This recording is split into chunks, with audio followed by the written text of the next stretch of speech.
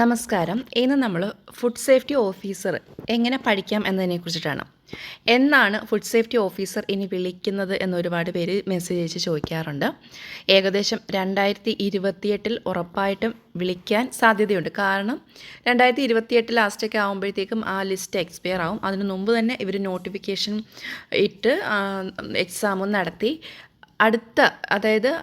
അടുത്ത ലിസ്റ്റിലേക്ക് പെട്ടെന്ന് ആളെയാക്കാൻ വേണ്ടിയിട്ട് എല്ലാം സെറ്റ് ചെയ്ത് വെക്കും. അപ്പോൾ അങ്ങനെ നോക്കുമ്പോൾ 2028 വിളിക്കാൻ സാധ്യത. ഫുഡ് സേഫ്റ്റി ഓഫീസർ നിങ്ങൾക്കറിയാലോ, പണ്ടൊക്കെ കുറച്ചും കൂടെ സിമ്പിളായിരുന്നു. ഇപ്പോൾ സിലബസ് ഒത്തിരി വെട്ടിച്ചുരുക്കി, 5 ടോപ്പിക്സ് മാത്രമാക്കി. പക്ഷേ നല്ല പാടാണ്, കാരണം നല്ല ഡീപ്പാക്കിയിട്ടുണ്ട്. ഈ ഒരു ഫുഡ് സേഫ്റ്റി ഓഫീസർ എക്സാമിൻ്റെ പ്രത്യേകത എന്താണെന്ന് വെച്ച് കഴിഞ്ഞാൽ, ഇത് ആർക്ക് വേണമെങ്കിലും എഴുതാം.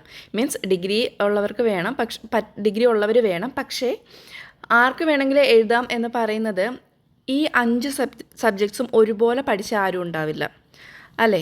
എല്ലാവരും 1-2 ടോപ്പിക്സ് മാത്രമേ പഠിച്ചിട്ടുണ്ടാവൂ, അല്ലെങ്കിൽ 1-2 വിഷയങ്ങൾ മാത്രമേ പഠിച്ചിട്ടുണ്ടാവുള്ളൂ. ഇപ്പോൾ ഡയറി സയൻസ് പഠിക്കുന്നവർ അത് മാത്രമേ അവർ പഠിക്കുന്നുള്ളൂ. അവർക്ക് ഫുഡ് ടെക്നോളജിയോ അല്ലെങ്കിൽ മറ്റ് ടോപ്പിക്സ് അധികം അറിയില്ല. അപ്പോൾ എല്ലാ ടോപ്പിക്സും നന്നായിട്ട് അറിയാവുന്ന ആരുമില്ല. അതുകൊണ്ട് തന്നെ എല്ലാവർക്കും ഈക്വൽ ചാൻസാണ് ഈ ഒരു എക്സാമിനുള്ളത്. ഇപ്പം ഡോക്ടേഴ്സ് പോലും ഈ ഒരു എക്സാം എഴുതുന്നുണ്ട്. അതുകൊണ്ട് തന്നെ ഏതൊരാൾക്കും അത്യാവശ്യം ഇതിൻ്റെ ഒരു ക്വാളിഫിക്കേഷൻ കുറേ കാര്യങ്ങൾ പറയുന്നുണ്ട്. അതിലുള്ള ഏതൊരാൾക്കും ഈ ഒരു എക്സാം കിട്ടാൻ സാധ്യത കൂടുതലാണ്. അതുകൊണ്ട് സിലബസ് ടഫായി എന്ന് കരുതിയിട്ട് നിങ്ങൾ പേടിക്കേണ്ട കാര്യമില്ല. നിങ്ങൾക്ക് ടഫാണെങ്കിൽ എല്ലാവർക്കും ടഫാണ്. കാരണം ഇതെല്ലാം അറിയാവുന്ന ആരും ഇല്ല. അപ്പോൾ നമ്മൾ ഇന്ന് പറയാൻ പോകുന്നത് ഫുഡ് ടെക്നോളജി എങ്ങനെ പഠിക്കാം എന്നതിനെക്കുറിച്ചിട്ടാണ്. പല ടോപ്പിക്സ് ഉണ്ടല്ലോ, അഗ്രികൾച്ചർ അല്ലെങ്കിൽ veterinary science, microbiology, food technology. അപ്പോൾ അതിൽ ഫുഡ് ടെക്നോളജി എങ്ങനെ പഠിച്ചു തുടങ്ങാം എന്നതിനെക്കുറിച്ചിട്ടാണ്. ഒരു 2 വർഷം നമ്മുടെ മുമ്പിലുണ്ട്. അപ്പോൾ എങ്ങനെ ഇത് തീർക്കാമെന്ന് നോക്കാം. ഫുഡ് ടെക്നോളജിയിൽ നമ്മൾ ആദ്യം ശ്രദ്ധിക്കേണ്ടത് എന്തൊക്കെയാണ് അതിനകത്ത് പ്രധാനമായിട്ടുമുള്ള ടോപ്പിക്സ്. ഒരു സൈഡിൽ നിന്നെല്ലാം തൂത്തുവാരി പഠിക്കുന്നതിനേക്കാളും നല്ലത് ആദ്യം നമ്മൾ മനസ്സിലാക്കുക മെയിൻ ടോപ്പിക്സ് എന്താണെന്ന്. എന്നിട്ട് അതിന് ഇമ്പോർട്ടൻസ് കൊടുത്ത് പഠിക്കുക. അവസാന നിമിഷങ്ങളിൽ നമ്മൾ എന്ത് ചെയ്യണം, ചെറിയ ചെറിയ ടോപ്പിക്സും കൂടെ പഠിച്ചു പോകണം. അടുത്തത് previously ആസ്ഡ് topics in food technology. Food ടെക്നോളജിയിൽ നേരത്തെ ചോദിച്ചിട്ടുള്ള ടോപ്പിക്സ് ഏതൊക്കെയാണ്, അല്ലെങ്കിൽ ഏത് ടോപ്പിക്കിൽ നിന്നാണ് ഏറ്റവും കൂടുതൽ പഴയ ചോദ്യങ്ങൾ വന്നിട്ടുള്ളത്. ഇതൊക്കെ ഒന്ന് നോക്കി വയ്ക്കുന്നത് നല്ലതായിരിക്കും. Total study days for food technology. ഈ ഫുഡ് ടെക്നോളജി എന്ന ഒരു സബ്ജക്റ്റ് പഠിക്കാൻ മാത്രം നമുക്ക് എത്ര മാസം അല്ലെങ്കിൽ എത്ര ദിവസങ്ങൾ വേണ്ടി വരും? എങ്ങനെയാണ് ഫുഡ് ടെക്നോളജി ഈസി ആയിട്ട് പഠിക്കാൻ കഴിയുന്നത്? ഇത്രയും കാര്യങ്ങളാണ് ഇന്നത്തെ വീഡിയോയിൽ പറയുന്നത്. അപ്പോൾ ആദ്യം നമ്മൾ പറഞ്ഞല്ലോ മെയിൻ ടോപ്പിക്സ് എന്തൊക്കെയാണെന്ന്. നമുക്ക് സിലബസ് നേരത്തെ തന്നെ അറിയാമല്ലോ, പഴയ സിലബസ് നമ്മുടെ കയ്യിലുണ്ടല്ലോ. അപ്പോൾ അതിൽ കാണാം, ഫുഡ് ടെക്നോളജി എടുത്തു കഴിഞ്ഞാൽ aseptic preservation, hardware technology, micro filtration, bactofugation, ഇതൊക്കെ സ്ഥിരം ചോദിക്കുന്ന ഏരിയാസാണ്. അപ്പോൾ ഇതിനൊക്കെ ഇമ്പോർട്ടൻസ് കൊടുത്ത് കുറച്ച് ഡീപ്പായിട്ട് പഠിക്കുക. എസെപ്റ്റിക് പ്രിസർവേഷൻ എന്താണെന്ന് നിങ്ങൾക്ക് ചിലപ്പോൾ ബേസ് അറിയാവുന്നവരുണ്ടായിരിക്കും. കഴിഞ്ഞ FSO ഒക്കെ പഠിച്ചിട്ടുണ്ടെങ്കിൽ കുറച്ച് ബേസ് അറിയായിരിക്കും. അതിൻ്റെ കൂടെ എക്സ്ട്രാ ഇതിനെക്കുറിച്ച് എന്തൊക്കെ അറിയാൻ പറ്റുമോ അതെല്ലാം ഗൂഗിൾ സെർച്ച് ചെയ്തും ടെക്സ്റ്റുകൾ സെർച്ച് ചെയ്തും പഠിക്കണം. നിങ്ങളുടെ ചിലപ്പോൾ ടെക്സ്റ്റുകളൊന്നും ഉണ്ടാവണം എന്നില്ല. പക്ഷേ പല ഫുഡ് ടെക്നോളജി ടെക്സ്റ്റുകളുടെയും PDF ഒക്കെ നമുക്ക് ഓൺലൈൻ കിട്ടും. അല്ലെങ്കിൽ ഫുഡ് ടെക്നോളജിയുടെ ലെക്ചേഴ്സ് നമുക്ക് യൂട്യൂബിൽ കിട്ടും. അതിലൊക്കെ നോക്കിയിട്ട് ഈ ടേംസൊക്കെ നന്നായിട്ട് പഠിച്ച് നോട്ട്സ് എഴുതി തയ്യാറാക്കി വെക്കുക. മറ്റൊരു ഇമ്പോർട്ടൻറ്റ് ടോപ്പിക്കാണ് food fortification and food additives. ഇതൊക്കെ ഇന്നത്തെ കാലത്ത് ഭയങ്കര ഇമ്പോർട്ടൻ്റ് ആണല്ലേ. നമ്മൾ മായങ്ങൾ കണ്ടെത്താനും എന്തൊക്കെ ഫോർട്ടിഫിക്കേഷനാണ് നമ്മുടെ ഫുഡിൽ ചെയ്യുന്നത്, ഇതൊക്കെ നമ്മൾ അപ്ഡേറ്റഡ് ആയിട്ട് അറിഞ്ഞിരിക്കേണ്ട കാര്യങ്ങളാണ്. അതുകൊണ്ട് തന്നെ ഇത്തരം ഏരിയാസിൽ നിന്നും ഒരുപാട് ക്വസ്റ്റ്യൻസ് വരാറുണ്ട്. Next beverages. അതിൽ ഏറ്റവും പ്രധാനം ടീ ആണ്. ടീ, കോഫി, കൊക്കോ അങ്ങനെ കുറേ ഉണ്ട്. പക്ഷേ ടീ ആണ് ഏറ്റവും ഇമ്പോർട്ടൻ്റ് ആയിട്ടുള്ളത്. പിന്നെ ആൻറ്റി ന്യൂട്രീഷണൽ ഫാക്ടേഴ്സ് ചോദിക്കാറുണ്ട്. പാക്കേജിങ് ടൈപ്സ് എപ്പോഴും ചോദിക്കുന്ന ക്വസ്റ്റ്യൻ. ഒരു ക്വസ്റ്റ്യൻ എന്തായാലും പാക്കേജിങ്ങിൽ നിന്ന് വരാറുണ്ട്. Next labelling of food. അപ്പോൾ ഒരു ഫുഡ് സേഫ്റ്റി ഓഫീസറിനെ സംബന്ധിച്ച് ലേബലിംഗ് ഓഫ് ഫുഡ് ഭയങ്കര ഇമ്പോർട്ടൻ്റ് ആയിരിക്കുമല്ലോ. നമുക്ക് എന്തെല്ലാം കാര്യങ്ങൾ ഒരു ഫുഡിൽ അടങ്ങിയിട്ടുണ്ടെന്നുള്ളതൊക്കെ ലേബലിലാണ് വരുന്നത്. അപ്പോൾ അതിൻ്റെ കുറച്ച് ക്രൈറ്റീരിയാസൊക്കെ ഉണ്ട്. FSSAI പറയുന്ന കുറേ ക്രൈറ്റീരിയാസൊക്കെ ഉണ്ട്. അപ്പോൾ അതെല്ലാം ഡീപ്പായിട്ട് പഠിക്കാം. ഇതിനെല്ലാം നിങ്ങൾക്ക് യൂട്യൂബോ ഗൂഗിളോ ChatGPT അതിൻ്റെ പല സോഴ്സസ് യൂസ് ചെയ്യാൻ കഴിയും. Next total quality management, GMB, HACCP, codex. ഇത് ഇത്രയും ഭയങ്കര ഇമ്പോർട്ടൻ്റ് ആയിട്ടുള്ള ടോപ്പിക്സാണ്. ബാക്കിയുള്ളവ ഇമ്പോർട്ടൻ്റ് അല്ല എന്നല്ല, ഇത്രയും നന്നായിട്ട് നല്ല ഡീപ്പായിട്ട് പഠിച്ചിട്ട് വേണം ബാക്കി ടോപ്പിക്സ് പഠിക്കേണ്ടത്. ഇനി എത്ര ദിവസം അല്ലെങ്കിൽ എത്ര മാസം ഫുഡ് ടെക്നോളജിക്ക് വേണം എന്നുള്ളതാണ്. അത് നിങ്ങളുടെ സ്ട്രെങ്ത് അനുസരിച്ചിട്ട് നിങ്ങൾ സെലക്ട് ചെയ്യാം. ചിലപ്പോൾ നിങ്ങൾക്ക് ഒരു 30 ദിവസം മതിയായിരിക്കും. പക്ഷേ കുറച്ചും കൂടെ ഡീപ്പായിട്ട് പഠിക്കണം അല്ലെങ്കിൽ തുടക്കക്കാർക്ക് ഒരു 2 മാസം വേണ്ടി വരും. അത് നിങ്ങൾ ആദ്യം ഫിക്സ് ചെയ്യുക. എത്ര ഡേയ്സ് വേണം അല്ലെങ്കിൽ എത്ര മന്ത്സ് വേണമെന്ന് നിങ്ങൾ തീരുമാനിക്കുക. ഇപ്പോൾ ഇതിനകത്തൊരു 30 ഡേയ്സ് സ്റ്റഡി പ്ലാനാണ് ഫുഡ് ടെക്നോളജിക്ക് മാത്രം പറയുന്നത്. അപ്പോൾ ആദ്യത്തെ 1, 2, 3 ദിവസങ്ങളിൽ നമുക്ക് principles and methods of food preservation, അതിനകത്ത് ഹീറ്റ് പ്രോസസ്സിങ്, പാസ്ചറൈസേഷൻ, ക്യാനിങ് എന്നിവ വരും. ഇതിനെക്കുറിച്ച് മാക്സിമം എത്ര ഡീപ്പായിട്ട് പഠിക്കാവോ അത്രയും ഡീപ്പായിട്ട് പഠിക്കുക. അതുമായിട്ട് ബന്ധപ്പെട്ടിട്ടുള്ള ക്വസ്റ്റ്യൻസും വർക്കൗട്ട് ചെയ്യുക. അപ്പോൾ നമ്മളിനി ഓരോരോ ക്ലാസ്സുകളായിട്ട് ചെയ്യുന്നുണ്ട്. ഓരോ ടോപ്പിക്സും മാക്സിമം ഡീപ്പായിട്ട് ക്ലാസ് ഇട്ട് പോകുന്നതാണ്. അപ്പോൾ നിങ്ങൾ ഇപ്പോഴേ അത് ഫോളോ ചെയ്ത് പോവുകയാണെങ്കിൽ ഒരു 2 വർഷത്തിനുള്ളിൽ നിങ്ങൾക്ക് എക്സാമൊക്കെ ഭയങ്കര ഈസി ആയി തുടങ്ങും. പെട്ടെന്ന് നമുക്ക് എക്സാം നോട്ടിഫിക്കേഷൻ വന്ന ശേഷം പഠിക്കാനിരുന്ന് കഴിഞ്ഞാൽ ഒന്നും കിട്ടില്ല. ഇങ്ങനത്തെ ഡീപ്പ് ക്വസ്റ്റ്യൻസ് വരുന്ന എക്സാംസിന് ഒരു 2 വർഷം മുമ്പേ കോച്ചിങ് തുടങ്ങുന്നതാണ് നല്ലത്.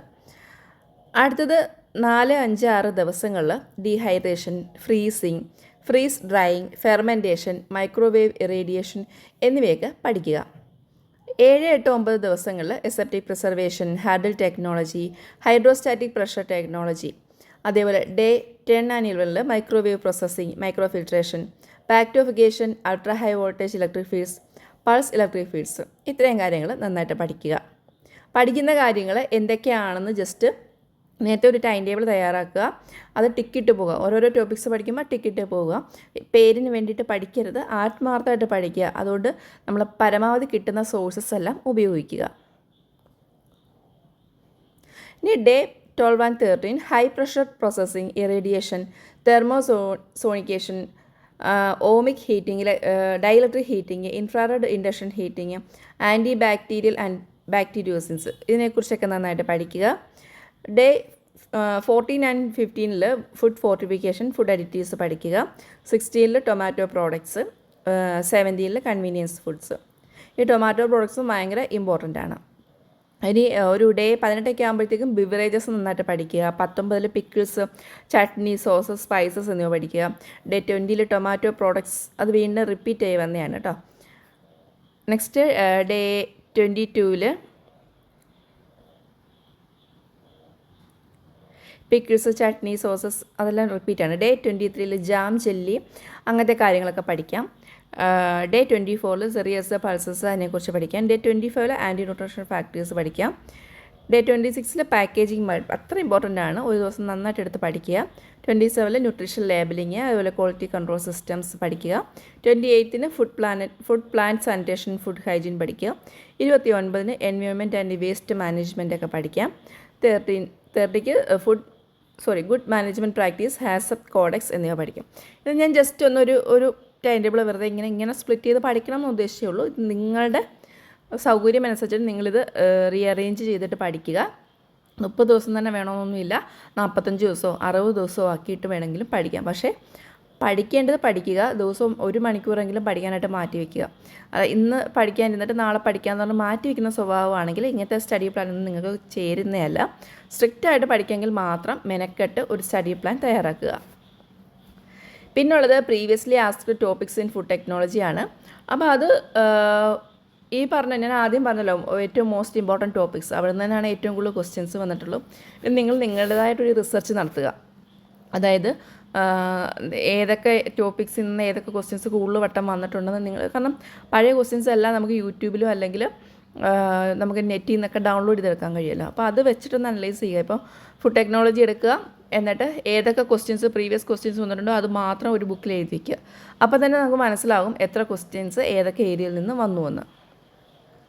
പിന്നെ ഇതെങ്ങനെയാണ് പഠിക്കേണ്ടത്. ഇപ്പോൾ ഫുഡ് ടെക്നോളജി പഠിച്ച ആൾക്കാർക്ക് വലിയ കുഴപ്പമില്ലായിരിക്കും. പക്ഷേ ഇപ്പോൾ ഒരു ഡയറി സയൻസ് പഠിച്ചവർക്ക് ഫുഡ് ടെക്നോളജി പഠിക്കാൻ പാടായിരിക്കും, അല്ലെങ്കിൽ ഡോക്ടേഴ്സിന് ഫുഡ് ടെക്നോളജി പഠിക്കാൻ പാടായിരിക്കും. അപ്പോൾ അത് ആദ്യം നമ്മൾ ഇൻട്രസ്റ്റ് അതിലുണ്ടാക്കുക എന്നുള്ളതാണ്. അതായത് നമ്മൾ ഫുഡ് ടെക്നോളജി എന്ന് പറഞ്ഞാൽ എപ്പോഴും നമ്മുടെ ഡെയിലി ലൈഫോടെ കണക്റ്റഡ് ആയിരിക്കുമല്ലോ.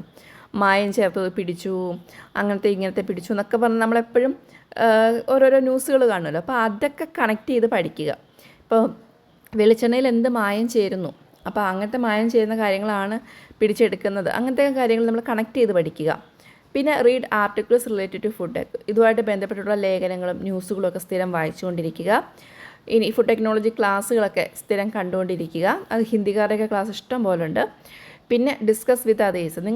നിങ്ങൾക്ക് പുതിയ പുതിയ നോളജ് നിങ്ങൾക്ക് ഫുഡ് ടെക്നോളജിയിൽ നിന്ന് കിട്ടുമ്പം മറ്റുള്ളവരടുത്ത് അത് പറഞ്ഞ് ഫലിപ്പിക്കുക. ഇപ്പം നിങ്ങൾക്കൊരു ഹാർഡ്വെയർ ടെക്നോളജി എന്താണെന്ന് നിങ്ങളുടെ ഒരു എഞ്ചിനീയറിംഗ് ഫ്രണ്ട് ഉണ്ടെങ്കിൽ അവർക്ക് പറഞ്ഞ് മനസ്സിലാക്കാം. കാരണം അവർക്ക് അങ്ങനത്തെ ടെക്നിക്സൊക്കെ കേൾക്കാൻ ഇഷ്ടമായിരിക്കും. അല്ലെങ്കിൽ എന്തെങ്കിലും മായങ്ങളെക്കുറിച്ച് പഠിക്കുമ്പോൾ നിങ്ങളുടെ വീട്ടുകാരോട് ഡിസ്കസ് ചെയ്യാം. മഞ്ഞൾപ്പൊടിയിൽ ഈ മായമാണ് ചേർക്കുന്നത്, പയറിൽ ഈ മായമാണ് ചേർക്കുന്നത് എന്നൊക്കെ കേൾക്കുമ്പോൾ അവർക്കൊരു കൗതുകവും ഉണ്ടാവും. നമ്മളത് പറയുന്നതുകൊണ്ട് നമ്മുടെ മെമ്മറിയിൽ നിന്ന് അതൊരിക്കലും പോകുകയില്ല. Next, try to explain. അത് ഈ പറഞ്ഞ കാര്യം തന്നെയാണ്, ഡിസ്കസ് ചെയ്യുന്ന ആ രീതി തന്നെയാണ്. എന്ത് കാര്യം നിങ്ങൾ പഠിച്ചാലും സ്വന്തമായിട്ടും കൂടെ ഒന്ന് എക്സ്പ്ലെയിൻ ചെയ്ത് നോക്കുക. വെറുതെ നമ്മൾ ബിളബിളാന്ന് വായിച്ച് പോട്ടുന്ന ഒരു കാര്യമില്ല. പഠിക്കുന്ന കാര്യം വീണ്ടും വീണ്ടും നമ്മൾ തന്നെ സ്വന്തമായിട്ടൊന്ന് എക്സ്പ്ലെയിൻ ചെയ്ത് നോക്കുക. Teach others. നിങ്ങളുടെ ഫ്രണ്ട്സും കൂടെ പഠിക്കാനുണ്ടെങ്കിൽ ഒരു ടോപ്പിക്സ് പഠിച്ചിട്ട് അവരെ പഠിപ്പിക്കാൻ ശ്രമിക്കുന്നത് നല്ലതാണ്. പിന്നെ റീഡ് ലേബൽ. എന്ത് ഫുഡ് ഐറ്റംസ് കിട്ടിയാലും അതിൻ്റെ ലേബലൊക്കെ വായിക്കാൻ ശ്രമിക്കുക. ഇപ്പോൾ ഒരു ഫ്രൂട്ടി കിട്ടിയാൽ ഫ്രൂട്ടിയിൽ എന്തൊക്കെയുണ്ടെന്നൊക്കെ, അല്ലെങ്കിൽ അങ്ങനത്തെ കാര്യങ്ങളെല്ലാം ഒന്ന് അതിൻ്റെ എക്സ്പയറി ഡേറ്റ് അങ്ങനത്തെ കാര്യങ്ങളെല്ലാം മൊത്തം അങ്ങ് വായിക്കുന്നത് ശീലമാക്കി കഴിഞ്ഞാൽ അത് നമുക്ക് കുറേ അറിവുകൾ തരും. ഓരോരോ ഒരു നൂഡിൽസ് എടുത്തു, അപ്പോൾ അതിനകത്ത് എന്തൊക്കെയുണ്ട്, അല്ലെങ്കിൽ അതിനകത്ത് അജിനോമോട്ടോയുണ്ടോ, എത്ര ശതമാനമാണ് ആഡായിട്ടുള്ളത്, അങ്ങനത്തെ കാര്യങ്ങളൊക്കെ കണക്ട് ചെയ്ത് പഠിക്കുന്നത് നമുക്ക് കൂടുതൽ കാര്യങ്ങൾ പഠിക്കാനുള്ള ഇൻട്രസ്റ്റ് നൽകുന്നതാണ്. അപ്പോൾ ഇത്രയേ ഉള്ളൂ ഇന്നത്തെ വീഡിയോയിൽ എങ്ങനെയാണ് ഫുഡ് ടെക്നോളജി പഠിക്കുന്നത് എന്നതിനെക്കുറിച്ചിട്ടുള്ളൊരു ഇൻട്രൊഡക്ഷൻ ആയിരുന്നു. ഇനി നമ്മൾ ഓരോ ക്ലാസ്സായിട്ട് ചിലപ്പോൾ ആഴ്ചയിൽ 1-2 ക്ലാസ് കാണത്തുള്ളൂ. കാരണം നമുക്ക് ഇഷ്ടംപോലെ സമയമുണ്ടല്ലോ. അപ്പോൾ പതിയെ പതിയെ പഠിച്ചു പോവുക. മാക്സിമം ഡീപ്പായിട്ടുള്ള കാര്യങ്ങളായിരിക്കും നമ്മൾ വീഡിയോസ് ഇടുന്നത്. പണ്ട് നമ്മൾ FSOയുടെ ക്ലാസ്സിലൊക്കെ ജസ്റ്റ് ബേസ് മാത്രമേ ഉള്ളായിരുന്നു. പക്ഷേ ഇനി അത് അങ്ങനെ പഠിച്ചാൽ പോരാല്ലോ. അതുകൊണ്ട് കുറച്ചും കൂടെ ഡീപ്പായിട്ടുള്ള ക്ലാസ്സുകളായിരിക്കും ചെയ്യുന്നത്.